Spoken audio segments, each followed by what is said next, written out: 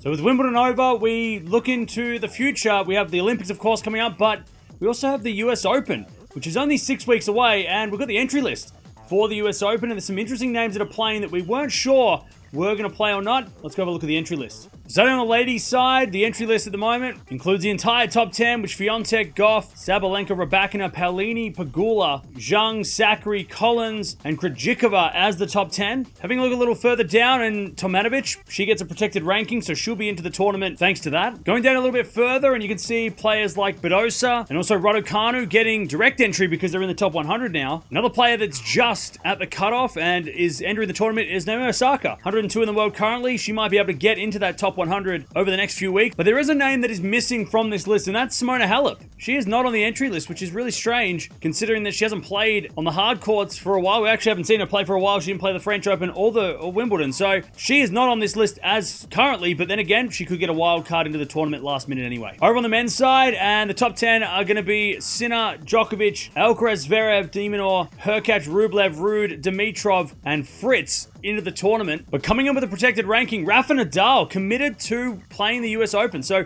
really cool to see Rafa there. He's going to be in with his protected ranking that he can use. Of course, he's got a bunch of those that he can use over the next couple of tournaments. Some other names down the list. Guys like Shapovalov, who are also coming in with a protected ranking. Opelka also needed a protected ranking to get in. Krinya Buster as well, which he hasn't played for a while, so good to see him on the entry list. Going down a little bit further on the list, and just outside the top 100 for qualifying, Andy Murray and Dominic Thiem both on the entry list. So, of course, if they want to play, they'll get wildcards potentially. I mean, Thiem hasn't got any wildcards lately, but you think being a former US Open champion, you probably get one. Andy Murray, of course, will get a wildcard if he needs it, but they're outside the top 100, so they need the wildcards to get in, unless Thiem wants to play qualies again at this tournament. So, very interesting to see those guys on the list, which is good, because it means there's an intent to play at this stage. So there you have it, some interesting names there. Rafa committed to play, which is great to see. He's, hasn't played on hardcourt since the Australian Open, or since pre-Australian Open. He was supposed to play Indian Wells, Miami, didn't play those. Played a little bit of clay, didn't play grass.